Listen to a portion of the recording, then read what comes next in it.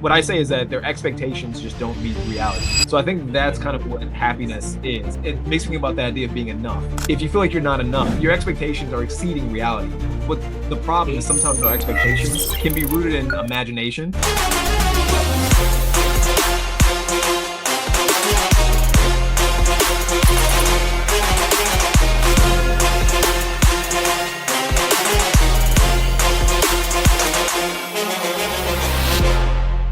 Welcome to the Journey of Freedom podcast. I'm Dr. B. I'm your host. Man, what another day. What an exciting time to be around. Today, I'm not sure, when you're listening to this, when you're watching, but as of recording today, this is President's Day, in 2025. And just thinking about the country that we're in, the world that we're in, and the opportunities that are there. I went over to Costco today because they're ones who are sporting, DE&I, and I'm not sure wherever you stand on that. I just, as a Black man who did his dissertation on opportunity and versus what somebody has the potential to do based on what the opportunities are, and realizing as a country we're not quite there yet, where we can just go out. At least this is my belief, where we can go out and make sure that we have the same opportunities as the rest of our counterparts that are in life. And so, although I think that DE&I needs to, I guess when you think of the evolution of initiatives, I think we're not in the same place we might have been in the 90s and the 2000s. But I still don't think we're there yet. I think that there is time for it. And sometimes I wonder what the fear is. What is the fear? If we have programs that allow people to excel, is the fear that the folks that are currently in power, currently in those jobs, currently running the world, will not have those anymore, and we have to be equal. And so, Lenny, I'll be interested after we hear your story and just some of your thought process on this particular issue. But other than that, man, we have some opportunities. I was talking to Lenny right before the show and just realized that he just got married. Oh my gosh, I'm so jealous right now because just to go back, to be able to, I'll be 60 years old here in March, and I have 8 children and 16 grandkids, and I go back to thinking about. I'm not saying this isn't a great time in life, because it is. It is wonderful. But, sometimes you wish you could go back, but know what you know now, right? Like, know everything I know that I'm 60 years old, and then go back and start over and do it again. And all the different things and all the growth that we would have and all the, I think the biggest thing that I would say I would do differently is I just do it faster.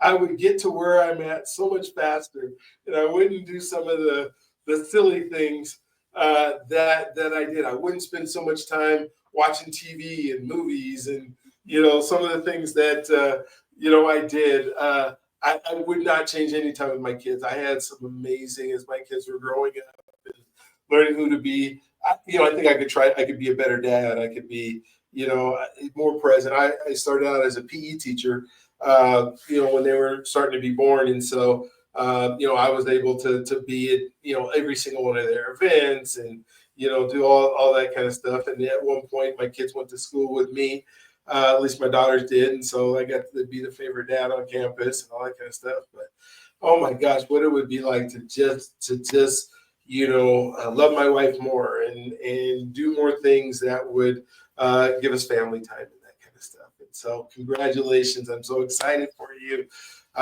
This is a great time. Don't cherish every moment that you can, because it goes so fast. I'm hoping I'd be like the biblical characters, where I could live 700 or 800 years. I don't think that's going to happen, though. I think That would be nice. That would be wonderful, because then it'd be like, let's just get going again. See what what would life be like at 200 years old, right? Like, what would you not know? What else could you go try? But you just have the health, right? You don't want to be like laid up in bed at 200 years old. You want to be like Noah, getting ready to build an ark. I think it was 428 or something like that when he started building that ark. Or 480. That's why he's 480, because when he was 600 years old is when the ark went out. So imagine what that would be like, right? So, but I don't want to talk about me anymore today. And so, Lenny, I've asked you to tell your story. I want you to talk about yeah, your life, whether you start your mama's womb and jump up to now or somewhere in between. This gets to be your opportunity, your chance. I just appreciate you being on, willing to take the time with me today as we explore who you are. And so thanks again for being on. I'm ready to hear it. All right. Thank you again for having me on, by the way. I appreciate this a lot. Yeah. So, man, I did not expect to tell the whole story, or I'm trying to think of exactly where a good place to begin is. Okay. But yeah, so just as I guess as a slight introduction to myself, my name's Lenny Richardson. One of the main things I kind of talk about the most these days is sort of time management and the idea of being productive. I know you mentioned earlier, Dr. Arnold, that you have kind of 5 pillars. One of my, I guess, core messages that I like to share with people is sort of this idea of building the pillars of eudaimonia. And for anyone listening that's not familiar with that, it sort of comes from Greek philosophy, kind of classic Greek philosophy.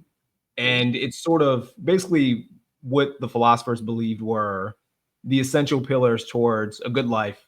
For some people, freedom might be an idea behind it, but it's essentially health, wealth, and relationships. I know one of the pillars you mentioned was finance, but building up your health pillar, building up your financial wealth pillar, and building up your relationship pillar is sort of the idea behind eudaimonia. So that's kind of the core message that I like to share with people. The reason why I like that message so much is because years ago, over a decade ago at this point, yeah, close to a decade at this point, that was sort of a lesson or an idea that I learned that I would say was pretty pivotal in the grand scheme of things. Like I mentioned, if I talk too much, please cut me off. Oh no, you're good. But yeah, like, man, I think so years ago, maybe about a decade or so ago, this is something my parents don't like me talking about too much, but I kind of went through this really bad bout of depression. And this is kind of back when I was in college. I was never clinically diagnosed. So I just want to put that out there. I know some people throw around the word depression, and some people have been diagnosed, some people haven't. I don't want to take away from people who were actually diagnosed. But to me, it felt like severe depression. Laying in bed every day, just no energy. I would skip class every single day, pretty much. Didn't want to associate with friends. A lot of, it sounds embarrassing to say, but a lot of random bouts of crying and tears for reasons in hindsight made no real sense, I guess. At least my current self would say it made no sense. Back then, it made plenty of sense to me. But yeah, so really dark times, I'll call them. And so I remember kind of me jumping around in the story I don't want to make it too long of a story, but at some point, my thought process was, I don't like the way this situation I'm in is. I don't like feeling depressed. I don't like feeling so alone. And so the idea I kind of had was, how do I fix the situation that I'm in? And I didn't really have people around me. One, I didn't want to tell people about the depression I was in. Two, I think even if I knew of someone who was going through the same thing or could give me solutions, but I just didn't know who to go to. So what I did is I just read books. So for anyone, I went to Penn State, for anyone who may be familiar with Penn State. Around the same time, because I wasn't going to classes and because I had switched my major, a lot of things escalated. I got kicked out of college and I could no longer use the campus library because you had to have a valid ID to go in and check out books. You go inside, huh? Wow. Okay. Yeah, I could go inside, but you couldn't check out any books. Yeah. So, and at the time too, because I wasn't a student, I kind of got thrown into the work world much faster than I anticipated. So what I would do is I would go to this library off campus and I would kind of just make a list of different books I wanted to take out, or at least different topics. Kind of jumping around. I eventually started reading philosophy. And that's where I learned about this concept of eudaimonia. I think I was reading maybe the Republic by Aristotle or Plato. I think it's by Plato. But the book's irrelevant. But eventually I came across this idea of eudaimonia, coined by Socrates. And he said, if you want to live a fulfilled life, if you want to kind of have freedom in your life, and live the highest quality life possible, you should seek out building these pillars, get in the best shape you possibly can. You don't need to be rich, but you do need to be at least financially living below your means. And you need to build high quality relationships. And this isn't, this is a combination of platonic and romantic. He's not suggesting living the Playboy lifestyle for anyone that's listening, but just having a good social circle and having good relationships with people around you. So it's weird because when I heard that, like as I'm reading this, half of it sounded obvious. Like, sure, be healthy, have money, have a good social circle. It half sounds obvious, but then the funny part is I kind of sat there and I thought to myself, I'm not doing any of these three things. I had no money despite working 2 jobs. I had really no good social circle because I was so busy working. I wasn't taking the time to build relationships with people. I didn't have a girlfriend at the time. If I wanted to have a girlfriend, I certainly don't think I'd be able to pull it off. And then health-wise, I was pretty out of shape at the time. I had a history of growing up with kind of health issues. I had really bad asthma. That led to me taking these steroids, which made me gain lots of weight, and then I became obese. And I didn't really know exactly at that time in the past how to break, I guess, that cycle of obesity. So I struggled with my health a lot when I was younger. But yeah, I'm kind of sitting there reading this book and I'm thinking to myself, wow, this is obvious and I'm not doing any of it. So let me try to fix that. So I spent, maybe about a few years, probably about 5-ish years, really trying to dial in how to get in much better shape, how to focus on my, how to understand how to, count calories, how to work out efficiently without injuring myself. Understanding more about finances. Finances led me into becoming a real estate agent. I'm still licensed as a real estate agent, even though I don't really do it that much. That led to a whole, separate career path.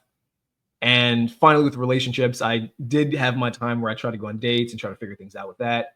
Eventually, that led to me getting married, which I just got married August 8th of last year. Ooh, you gotta make sure you remember that one.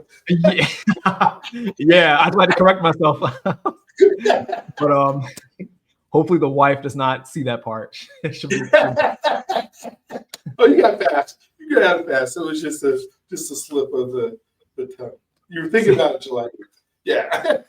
But yeah. So yeah, that was kind of the goal around that time. I did eventually get back into college, but the goal was for me to kind of build those things up, understand those 3 pillars more. And that's been kind of the thing I've been promoting a lot lately. That's kind of the message I've been sharing. And when I kind of saw your podcast, the idea of finding freedom, to me, those things link up so much. Like, oh, they do. Absolutely. I feel like, I don't know, it's weird because I think, this might be like a hot take. I don't know. I feel like freedom is almost self-defined.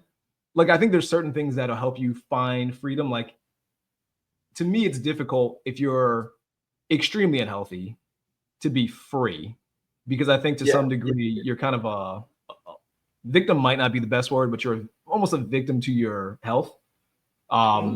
Same with finances. If you're fine, you don't need to be rich. I know people online say you need to be millionaire, super rich. I don't believe in that.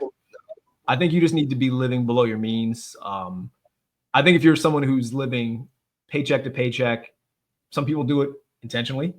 If you're doing it unintentionally, then I think you can be sort of a victim to your finances, which to me means you're not free. Same with relationships. If you have poor relationships, if you don't have people around you that are supportive, or if you don't have even an internal relationship with yourself that's supportive, some people have bad self-talk. I think that puts you in a position where you also can't be free. You're almost a victim to either your external, the people who are around you externally, or even yourself mentally, psychologically. So I think the three of those things kind of create this idea of freedom. I think even no matter what your true definition of freedom will be subjectively, I think to a degree you have to have all three of those things at least somewhat worked on, if that makes sense. But yeah, so spent a lot of time doing that, and kind of over the years, I did what I call this the master's degree of life. Pretty much where you spend a lot of your 20s and 30s just doing stuff and making mistakes, so that way you can just learn valuable lessons that hopefully you don't make mistakes multiple times, I guess is kind of where I'm getting at with that. But spent a lot of time getting my master's degree of life. And then eventually, I had a few people reach out and they kind of said, you managed to get so much done in what seems like a little bit of time. Before I was 30, wrote a few books. I had a podcast myself in Northern Virginia. It did pretty well. I worked at a law firm, one of the best law firms in Northern Virginia. Did real estate for a little bit. It was a lot kind of packed into relatively a short period of time. And I thought to myself, you know what, maybe I can help other people do this exact same thing, and kind of pretty much, even though, we all have 24 hours in a day, perhaps I can help other people structure their day appropriately. So that way, if you are the kind of person that wants to get in shape, wants to get better with your finances, wants to have better relationships, or maybe you just have hobbies that you want to pursue, but you feel like you can't really dedicate time to pursuing them. Maybe I can help other people do those things. So that's kind of where all the bad stuff, in a weird way, was sort of one of the best things. I call it a blessing in disguise. At the time, it was horrible. It was a terrible situation for me to be in, at least. But it ended up being pretty beneficial, I would say, in the grand scheme of things so far, at least. So that's kind of what I share, the idea of eudaimonia and the idea of time management, just because as I was sort of helping people build up these three pillars, I found it difficult to sort of, what's a good way to put this? Everyone has different priorities with these pillars, which is completely fine. It's difficult to get everyone to kind of focus on all three. And so what I kind of realized is instead of trying to get people to focus on health, money, and relationships, what if I just help them with the thing that sort of leads to all of those things being built, which is time. It's really how you structure your day. So that's kind of where things are now in current life. I created this company called Productivity Accelerator, trying to help people with their time and with structuring their day, so that way, hopefully, they'll use their newfound time and their new positive structured day to, build their health the way they want to, build their finances the way they want to, create the quality relationships platonically or romantically, whatever they want. They'll have the time to do that, so that way they can live that fulfilled life, or that free life, have freedom. So that's kind of where we're at now. I can continue if you want me to. I didn't want to go too deep on it. No, I think I got a few questions that I think will kind of springboard our conversation, and then one's a philosophy question that I'd love to ask you. But when I think about the concept of time, right, and we think about what freedom is, and how if we could get the belief system of people to understand that time is infinitely more valuable than money. Yes. If I were to write you a check for $1 million and say, here's $1 million, but you can only get 1 week to live, or I write you a check for $1,000 and say, I promise you get to live to 100, which is more important? I would think that 99.9% would take the $100 or the $1,000 and get to live to 100 instead of taking the $1 million and get to live a week. Because the proof of because that goes into our relationships, right? Because somebody's on their deathbed, they're not saying, I wish I would have spent more time at work. I wish I would have spent more time making money, because you can't take the money with you. But they would say, I wish I spent more time with my spouse, or I wish I spent more time with my kids or my parents, or whatever those quality relationships are.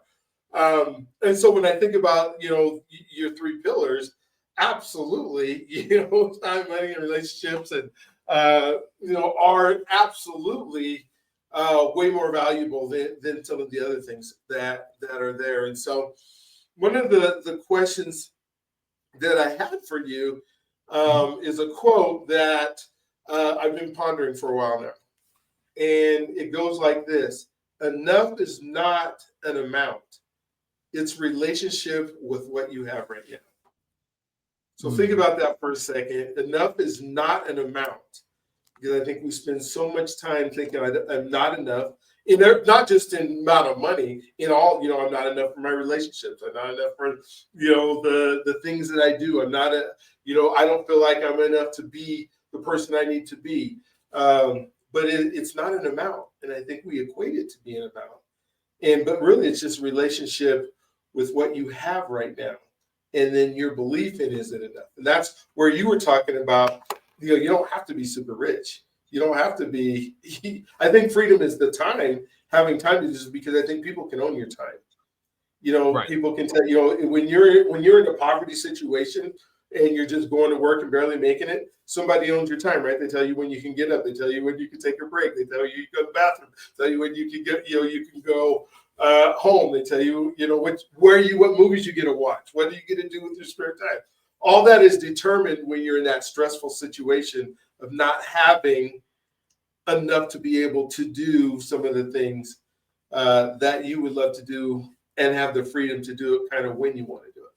So I'll let you, because you're a philosopher and I love it. You got the master's in philosophy of life. So talk to me about enough is not an amount. Yeah, no, I've never heard that expression, but I love that. And this makes you saying that, it reminded me of this is a philosophy I've been kind of thinking about for a little bit, maybe about a year or two. Okay. Because sometimes I'll kind of go through different websites like Reddit, Instagram, Facebook, and you get into the sort of I guess the black hole of the feed, or the black hole of just kind of scrolling sometimes. Yeah. And I get interested when I read what people write. And sometimes I see people talk about like being unhappy. We talked earlier about relationships, I think before the show started. Yeah. I see that a lot with people with relationships. People say, "Oh, I'm not happy with my partner," or "I can't find a suitable partner for whatever reason." And it made me think, again, this is just my theory. I feel like the common idea, at least that I'm hearing from a lot of people when they feel like they're unhappy with something, is what I say is that their expectations just don't meet reality. So I think that's kind of what happiness is. And it makes me think about the idea of being enough. If you feel like you're not enough, it's because you expect something more, like your expectations are exceeding reality. But the problem is sometimes our expectations, in my opinion, can be rooted in imagination. And sometimes your imagination can be so outlandish or just completely unrealistic that it's kind of like, I'll hear people say, "I want to be a billionaire." And I always ask people, why do you have that number? Why do you want to be a billionaire? Why a billionaire? Why not like 100,000-aire, or millionaire is extreme too, but why a billion? And I think people just hear other people say, "I want to be a billionaire." And so they repeat it, and which is fine to have big goals. But my issue is that the odds of you being a billionaire is probably unlikely. It's good to try if you want to. But the downside is that if after 5, 10, 15, 20 years, you aren't a billionaire, I think you'll make yourself, at least these people who have that goal, they'll make themselves unhappy. And I think the reason is because their expectation is that I should be a billionaire because I want to be a billionaire. When in reality, if they just appreciated the current reality they had, and maybe in pursuit of being a billionaire, they have a fantastic life. Maybe they became a millionaire, hypothetically speaking. But because their expectation is billionaire and it wasn't millionaire, or it wasn't just be happy, or whatever, something a little bit more realistic, they're always going to be unhappy. They'll never be enough for themselves. That's kind of, when you brought up that statement, it made me think about that idea of happiness and expectations meeting reality. So yeah, I don't know. I like that quote. I've never heard that before, but I'm gonna steal that. No, I love that, because I don't think most people want to be billionaires. I think they want the lifestyle that they think $1 billion gives you. But Absolutely. if they really map that out and what it takes to be a billionaire, they don't want to be a billionaire. They want to spend like a billionaire would spend, but then they don't even realize that that gets old after. If you have $1 billion, you can't spend it. You really can't unless you're buying corporations and everything else. But if you were just to spend it on lifestyle, it's impossible to spend $1 billion on lifestyle because there's only so much you can have, and that goes back to that amount. And so one of the things that triggers to me is identity and who we are, right? And who we believe we are. And how do we change that identity? Like one of my life goals is to help people become the person that they need to be in order to do what God put them on this earth to do. How do you become that person? Because if you're not spending time doing that, and that's really difficult to do. Like we get to have this conversation, you and I, where we get to talk about this stuff because we have enough freedom in our lives to be able to map out some time to be able just to have conversations. So we're not in this survival mode, paycheck to paycheck. If I don't do this today, then I might not have my lights on. I might not be able to live. And we get to kind of talk about some of this stuff. When we think about identity, how is our identity shaped that allows you and I to be able to have these conversations, and then our friend down the street to not be able to have those conversations because of where their identity is, doesn't allow them to move forward. So what do you think in your life so far? Because obviously everything didn't go right all the time. You don't get kicked out of school or not be able to go to school if everything's going perfectly right, or you're having to work more than you want to. But what are those things or those people who came into your life, relationships that helped shape the man that you are today? You're asking, you said which relationships help? Yeah, which relationships, what points of interest, what pivotal things happened that helped shape that identity that allows you to be who you are? Yeah, that's a really good question. It's a combination of a lot of things. I know for me, parents were a big thing. Okay. My parents, thankfully, were extremely supportive throughout my entire life. And it's funny, this is me going on a slight side tangent. I apologize. I do this from time to time. No, you're good.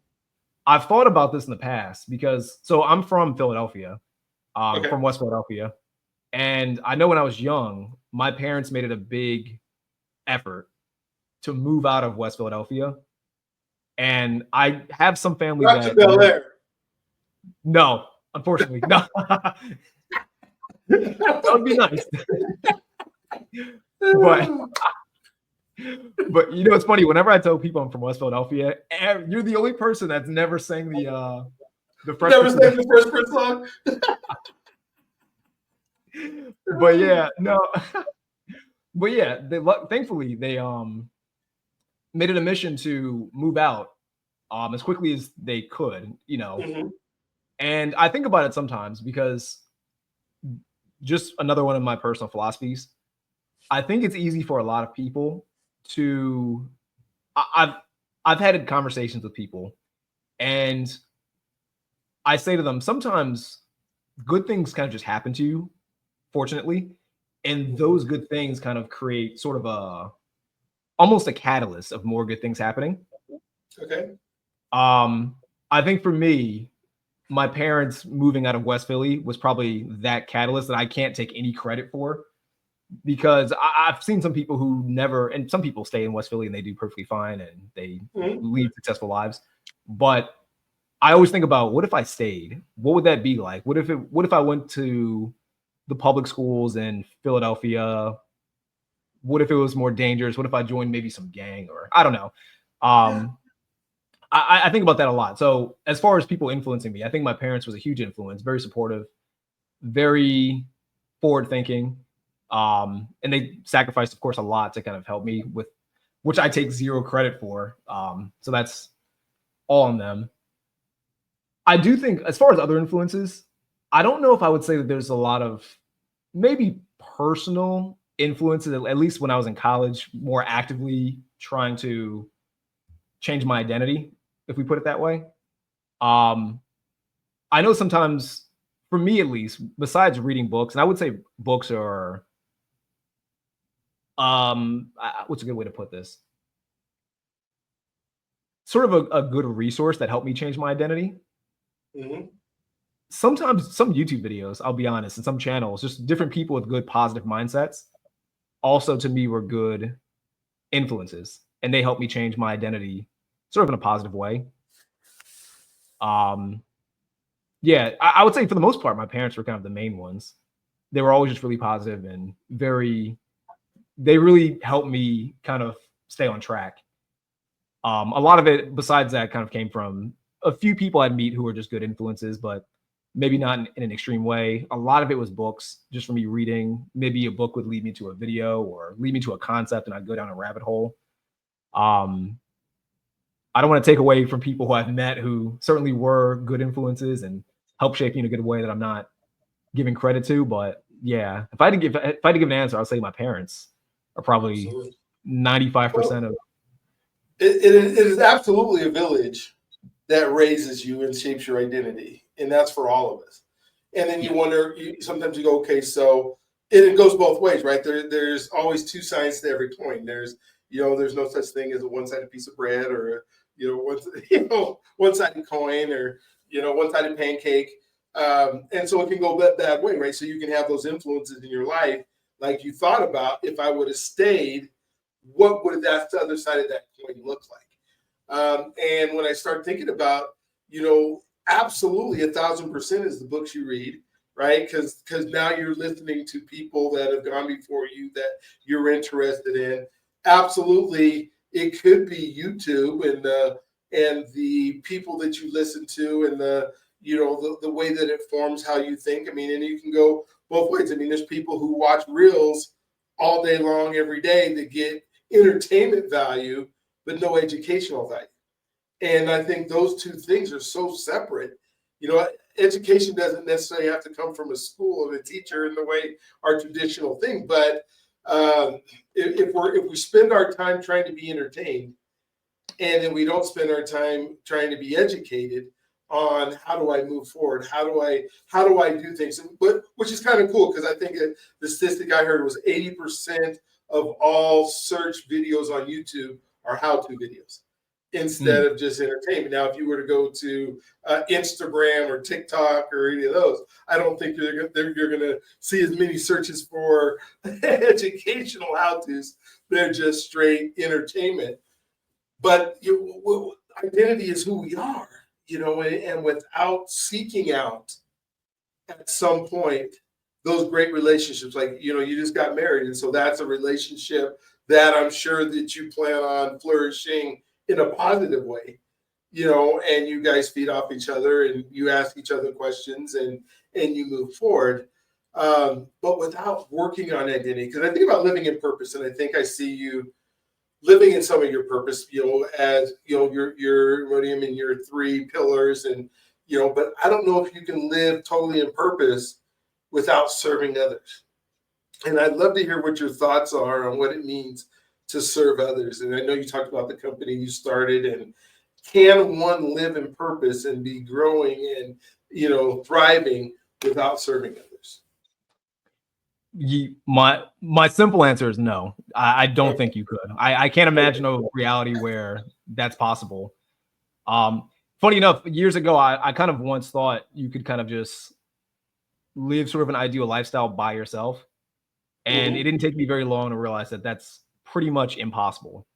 Um, I think, I don't know, no matter what, I think we all kind of rely on each other. Maybe rely is a strong word, but to a degree, we all have to kind of have a certain positive relationship with each other in order to thrive. And there definitely is a sense that you have to serve other people in order to thrive. I mean, in any sense, whether it's Mhm. business related, if you have a business, you have to serve your clients or Yep. employees in order to thrive as a business. From a personal standpoint, if you want to build relationships, you have to, in a sense, serve your friends or your family. You have to do things for them. And that might sound, I know doing things for people sometimes, to some people that might sound like, oh, I have to just always do what they want. That's not what I'm saying.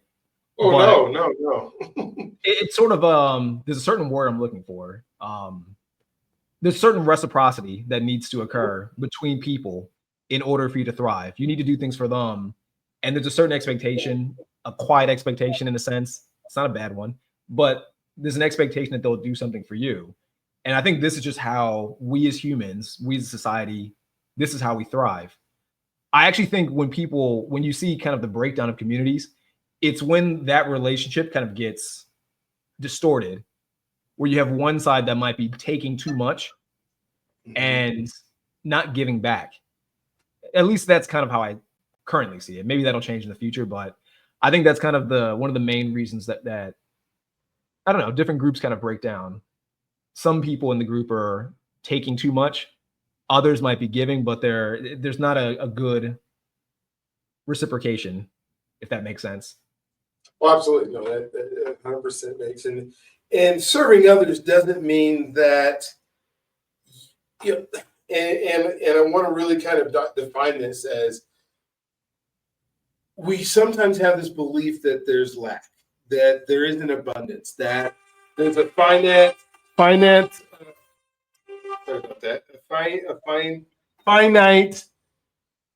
of resources. Mm-hmm. And if I give you some of what I have, then there's not going to be enough for me. Instead of believing if I give you some of what I have, there's more than enough for everybody, because we come up with the resources that are needed. Mm-hmm. Even if it's not what we've already identified as a resource, we create a new resource to continue to thrive. And within that, thinking that like what you're saying is, or that we can get along because there is enough resources that we can be able to give and not worry about, if I give them my, I don't know, 5 acres, then I'll only have 3 left, and then they'll have more than me, and somehow my life is worse. And with the philosophy that you're talking about money and relationships, and does that work where there's lack, or does it work where abundance is abundant? I guess for lack of a better word. Does it work when there's no? I mean, I don't think it works when there's a lack. I guess when you have a lack mentality. Or do you believe where there's a finite amount of resources? See, that's an interesting question. I feel like sometimes finite is more a perception. Okay. I mean, I do think that there's a debate that sure, some things are finite, but I guess my counter to that would be, even if it is finite, this is me getting way too philosophical about it, but or like it's almost like money. Like, to a degree, I guess one can make an argument that money is somewhat finite, but I guess the counter question would be, even if it is finite, is it still possible to split it up enough where everyone is able to live a decent quality life? Now, everyone might not be able to live an extraordinary lifestyle. We can't all be Jeff Bezos or, a billionaire, but could we all live a pretty happy and fulfilled life? I think if that's the question, the answer is yes. Even if there's finite resources, we could all live a good life as long as we're all helping each other with that, and no one's taking too much or doing it at the detriment of someone else. I don't know, the way I kind of think about it, maybe I'm really far off thinking about it this way. It's almost like if I had a next door neighbor, me and the neighbor both have a tree. My tree grows apples, his grows oranges. Maybe on any given day, there's 1 or 2 apples or oranges on this tree. We can happily share. Maybe I give him all my oranges and I have none, but I'm happy with it because I don't need any today. I know some's going to grow back. It's technically finite, but some will grow back in the future. He does the same. The issue comes, I think, when he just wants all of my oranges and he's not willing to give me any of his apples, or if I want all of his apples and I'm unwilling to give any oranges ever. Hopefully that's not as overly confusing analogy. No, I think it's a great analogy, because that's kind of what happens in our world. But by you saying that my oranges are going to grow back tells me it's not finite. But they say any fool can count the amount of seeds in an apple, but only guy can count how many apples in a seed. You know, when you start thinking about that, and even money is just representative of something, right? Money in itself is worthless. It's just a piece of paper, you know, but it's what it represents. And so it can't be, to me, it can't be finite because it just represents, you know, the whatever is available for us.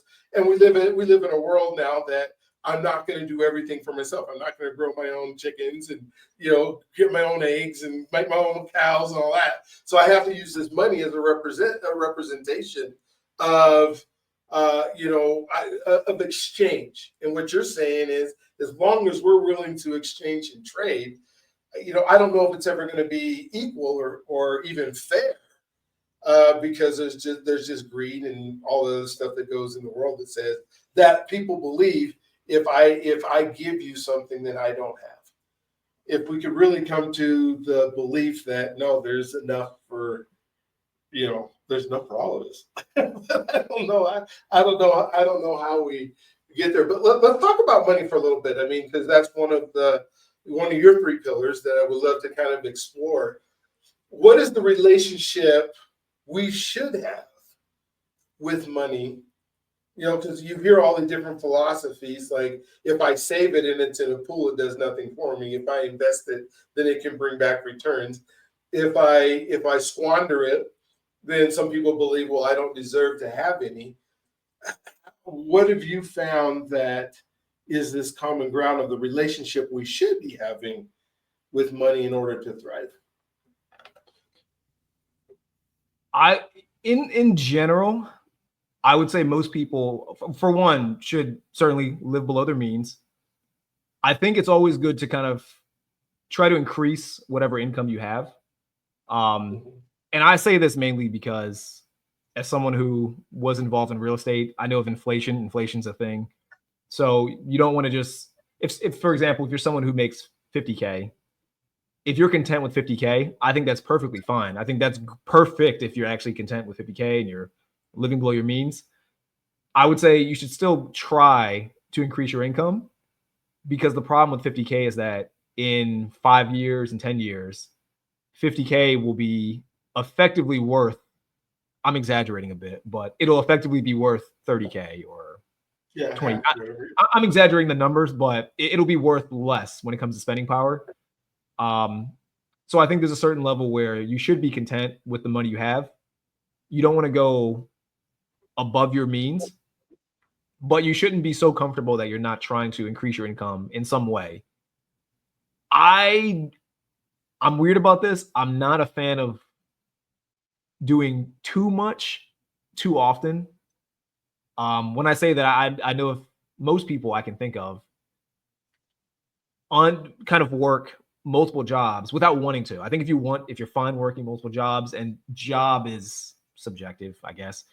But if you're someone who, say, for example, works a 9 to 5, then you work from 5 to 8, and then you have like a 8:30 to 1 a.m., I think you should probably not you should try to find a way to not do that if you can.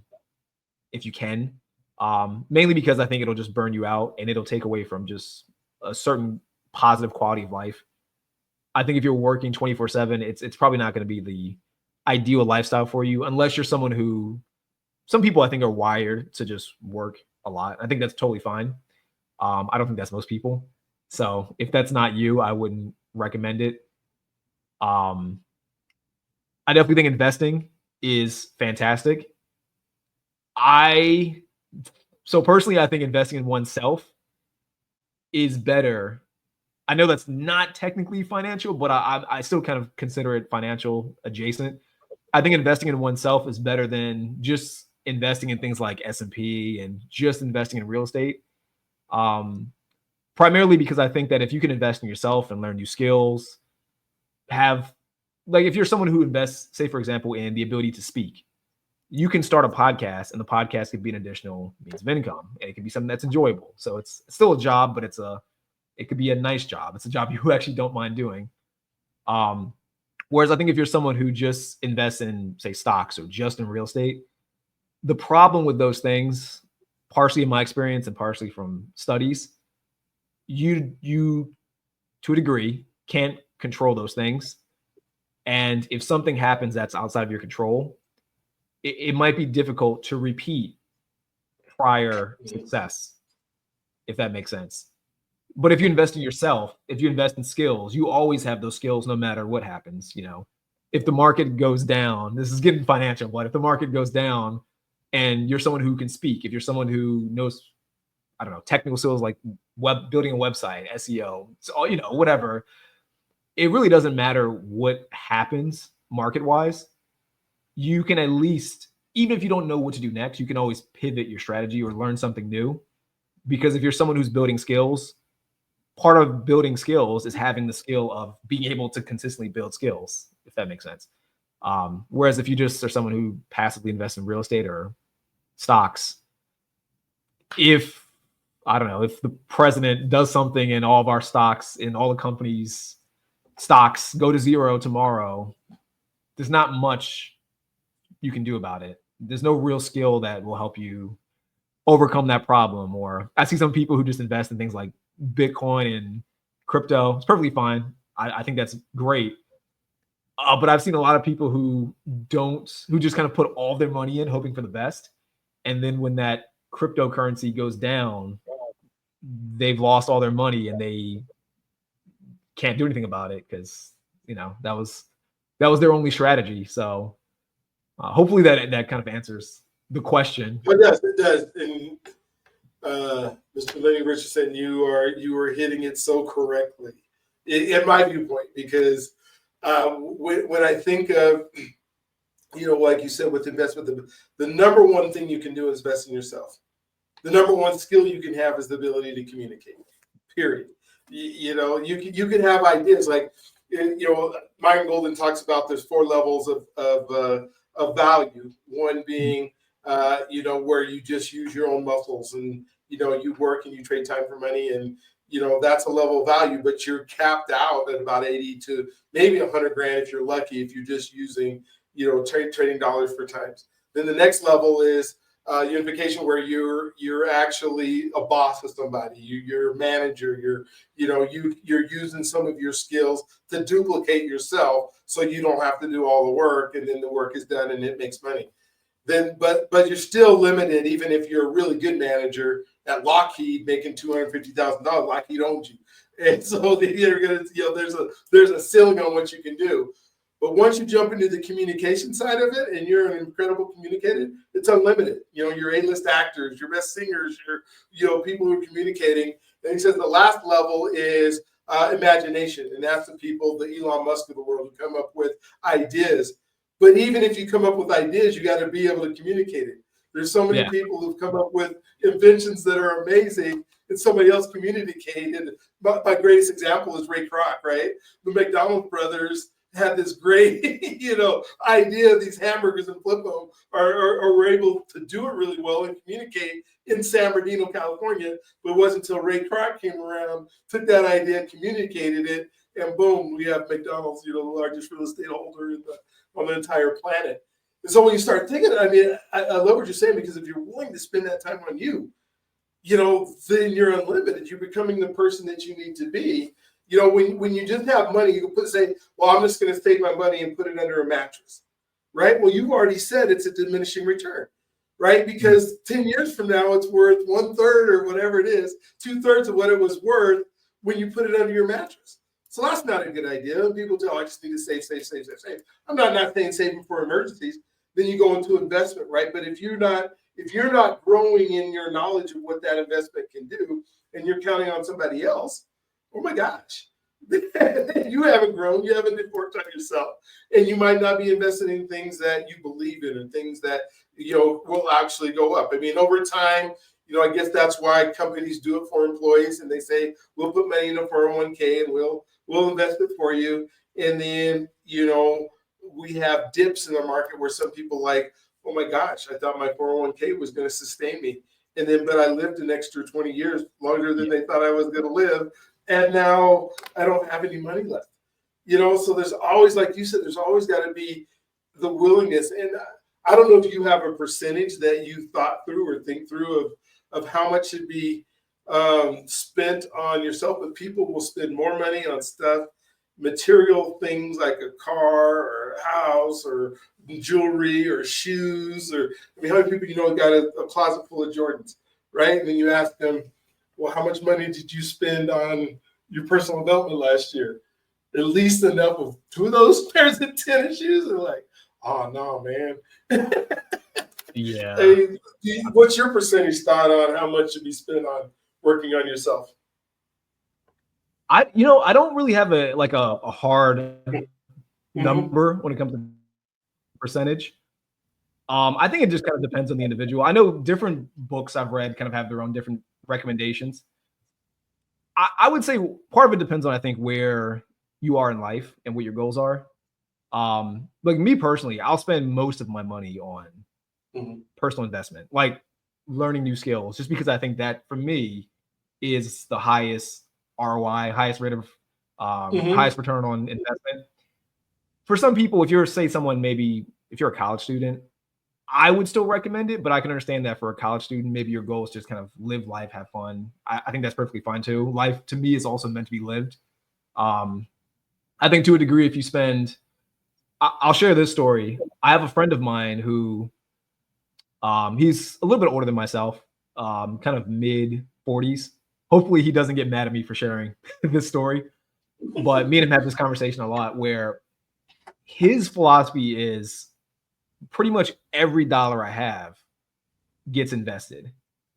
And I tell him, I think that's fine. But the problem with that is that you're not living life anymore. You're living life solely to save money and solely to invest. So then when opportunities, well, I shouldn't say opportunities, it's not the best word, but when people invite him to say, let's just go hang out, let's go watch TV, let's just go relax for once, let's go to the beach or whatever. No, I can't. I got to work. No, I got to save all my money. It's like, well, now I think at that point, if you think of, at least the way I think about it, always think about health, wealth, relationships, these pillars. He's over emphasizing the wealth pillar, but he's doing it at the cost of his relationship pillar. Because if you're someone who's like hoarding money and you don't want to spend any of it and you only invest it and, that's your whole philosophy. Yeah. People, I think, aren't going to find you fun. They're not going to want to be around you because they're thinking to themselves, I invited this guy to dinner for $20. He won't come out because he wants to save that $20 and buy stocks or put it somewhere. So I don't really have a hard number. I think it kind of depends. I think there's a certain balance. If I had to give general idea of numbers, I would say 35% towards personal investing, I think is pretty solid. For the rest, depending on where you are in life, maybe 30% have fun with it. The remainder, save it, put it in an emergency fund, maybe put that into something more like long-term investments, like maybe put that into real estate. So that might be how I'd budget it and bucket it out. But I think it really just depends on the person. I think as long as there's balance, that's kind of the key thing. That makes sense. Well, and to me, I think there's a minimum, 15% should go into at least, because what I see, and you tell me you're wrong, is when I look at how much people spend on entertainment. Yes. And when I was doing financial advising, and I was thinking of all the things that people will spend on sporting events or on television or on music or on, you can look at their bank accounts and say, whoa, you're spending about 48% of all of your incoming money to be entertained by somebody else who is taking that money and becoming a millionaire or $2 millionaire. And you say, I want to be a billionaire, but I'm going to spend all this money on my entertainment. So at least take half of that and start putting it into yourself, right? And, whether like maybe it's a gym membership, for some people, but one that's actually used. Because the gym membership that you buy that you go for 1 month and don't do it anymore is a waste of money. It's not an investment anymore. It's just, right. And the gym has all these ways to entertain you, but it's like, okay, so what are you actually going to do? And then map that out. When you talk about college students that don't want to invest in themselves, well, somebody's investing in them, whether it's a student loan or it's a parent that's paying for that amount of money. And so, but you can't make somebody invest in themselves. Or you can't say, I'm going to invest in you and you have to take it seriously. it has to almost be, I almost wish college education there was some, hey, I want this bad enough that I'm going to do whatever I can. That person who wants it bad enough, you find a way to help pay for it, because now they are investing in themselves instead of the person goes, oh, I can just get a loan, or oh, my mom and dad will pay for it.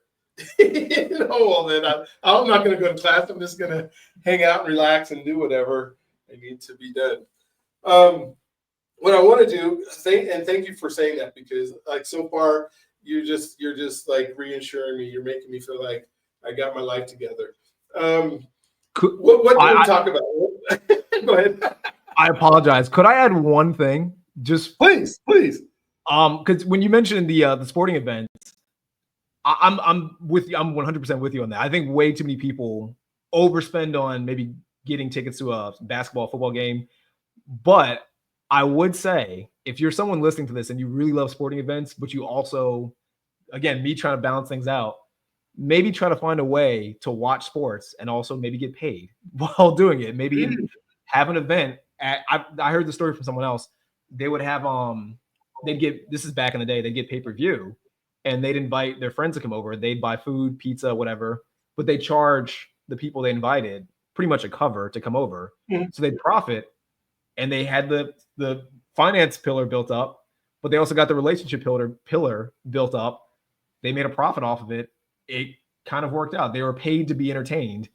So I agree with you completely. I would just want to throw in, if you can combine those things, you might not have to get rid of one completely, but yeah, I love that, because you're finding a way to utilize your abilities to be able to capitalize.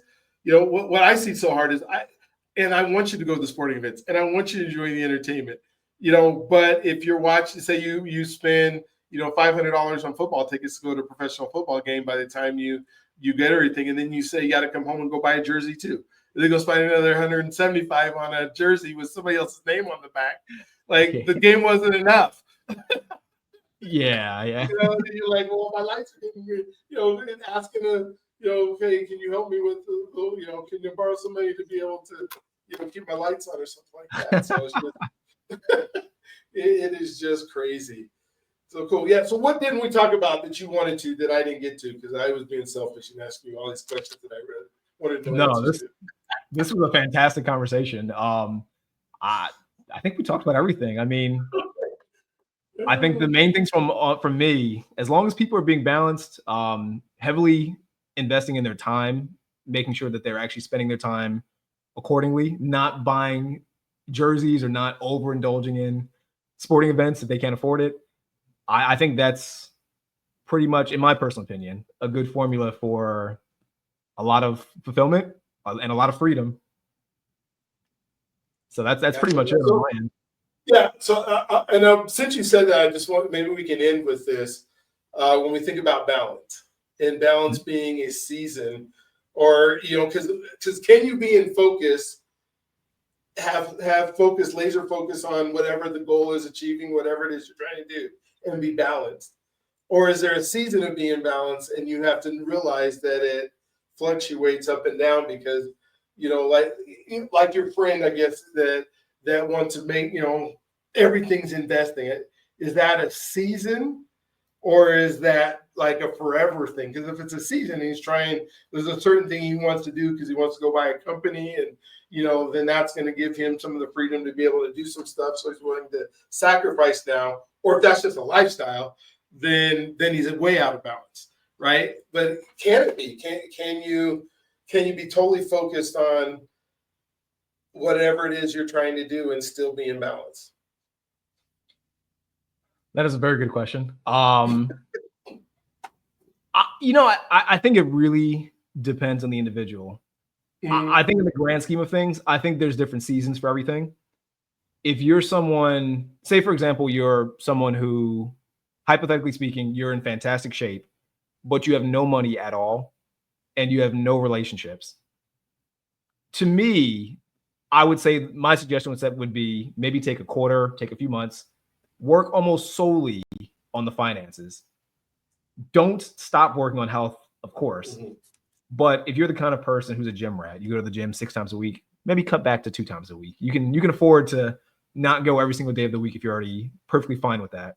Focus more on those hours you would be going to the gym or tracking calories, whatever you would do.